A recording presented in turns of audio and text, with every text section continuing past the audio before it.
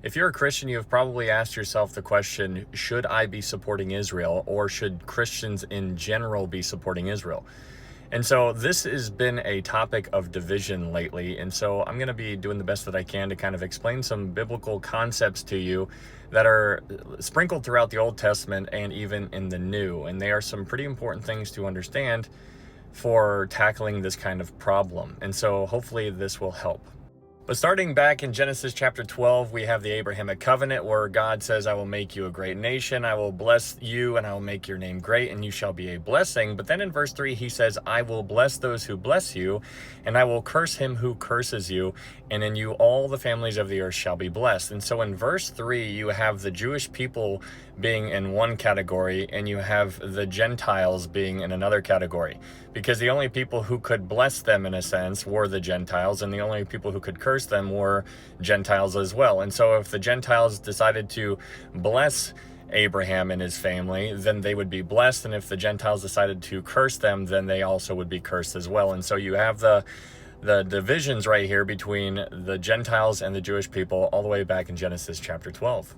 Then we obviously know that Abraham dies, and so the question is, was that covenant just between God and Abraham, or was it between God and the entire nation of Israel?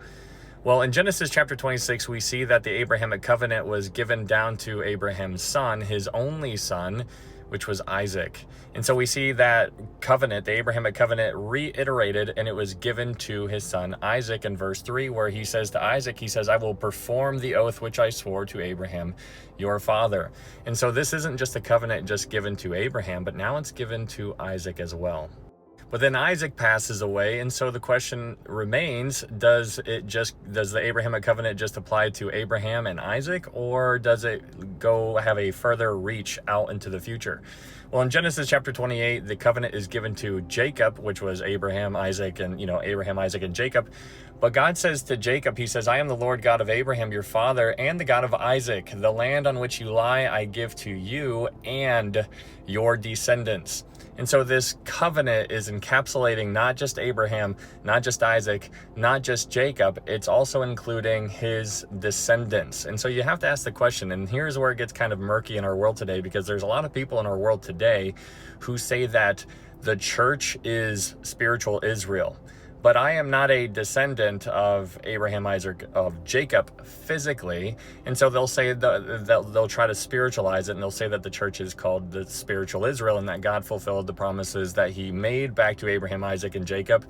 And they will say that the church is now the fulfillment of those Abrahamic promises. And so we need to understand that that is completely broken. That's wrong. It's incorrect. This is directly to Abraham, Isaac, and Jacob and their descendants. In Genesis 35, the Abrahamic covenant is reconfirmed again, where it says, the land which I gave Abraham and Isaac, I give to you and to your descendants after you, I give this land. So again, this is reiterated to Jacob, and not just to Jacob, but to his descendants as well. So now that we have established that the Abrahamic covenant is on Abraham, Isaac, Jacob, and their descendants, now the question comes into the forefront of our minds of how should we treat the Jewish people?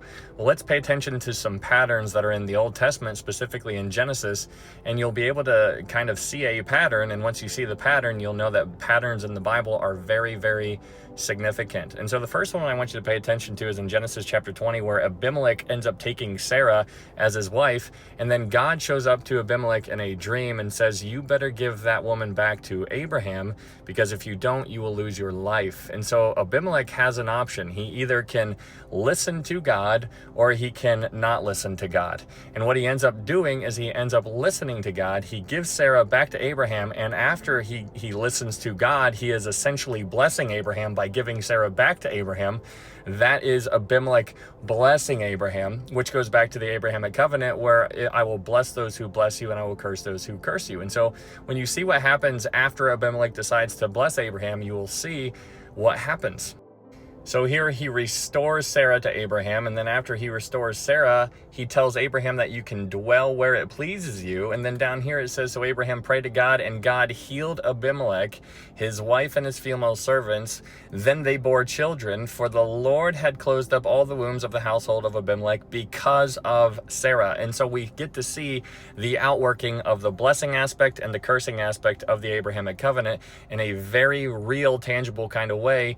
And unbeknownst to Abimelech, God had shut the wombs of the women inside Abimelech's kingdom. And so this is letting us know a little bit about how we treat God's people has repercussions. And so if you bless them, you will be blessed, just like how Abimelech blessed Abraham by giving Sarah back. He was blessed. But if he did not listen to God, God would have kept those wombs closed, and also Abimelech would have lost his life. The same kind of situation didn't just happen with Abraham and his wife Sarah. The same thing happened with Isaac and Rebekah. And so another person ended up taking Rebekah, thinking that it was Isaac's sister. And then after he takes Isaac's sister, he finds out that Rebekah was actually his wife. And then Abimelech again says the exact same thing. He's like, what have you done to us? And so he basically puts a death penalty on any of the people who were going to dare or even to think messing with Isaac. Here, Abimelech, another Abimelech, charged all his people, saying, he who touches this man or his wife shall surely be put to death. And so this person, Abimelech, knew what had happened to the other Abimelech that was around during Abraham's time. And so now he's like, nobody's going to be messing with your God, because he understood that how they treated God's people had serious consequences. In Genesis chapter 31, we learn about Laban, who is a Gentile, has deceived Jacob 10 different times. But it says, but God did not allow him to hurt me. And so all throughout the relationship between Jacob and Laban, you have this very, bizarre kind of relationship where initially Laban treats Jacob very, very fairly. But then after Laban gains all of this wealth, then Jacob starts acquiring some of that wealth, and then Laban starts treating Jacob in a very poor kind of way. And so he treats him unfairly. And so here in verse 9, Jacob says, God has taken away the livestock of Laban and given them to me. And so you're seeing right when Laban was treating Jacob fairly, Laban was prospering because of how he was treating Jacob.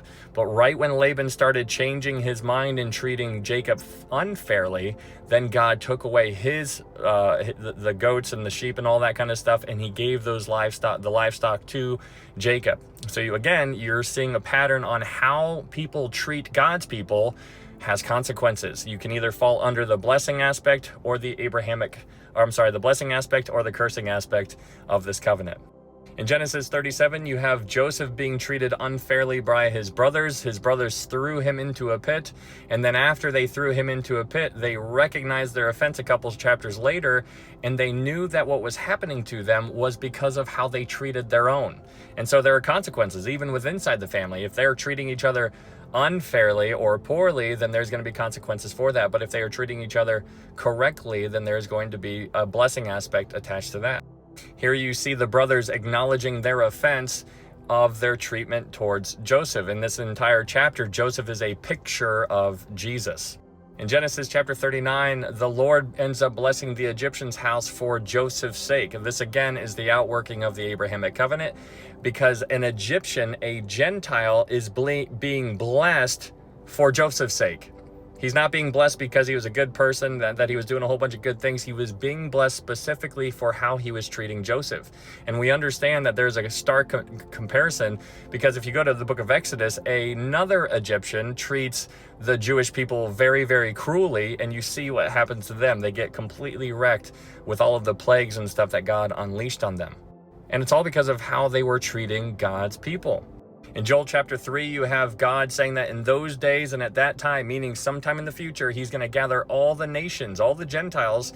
He's going to go into judgment with the Gentiles, who the Gentiles has scattered, who the Gentiles has divided up their land. The Gentiles have cast lots for my people. And you're seeing a very, very real picture going on here sometime in the future. And this is all about how the Gentiles are treating the Jewish people. Now, I need you to know this is in the Old Testament, but this has futuristic implications. This is going to take place. This is going to be filled in the future, and it hasn't been fulfilled yet.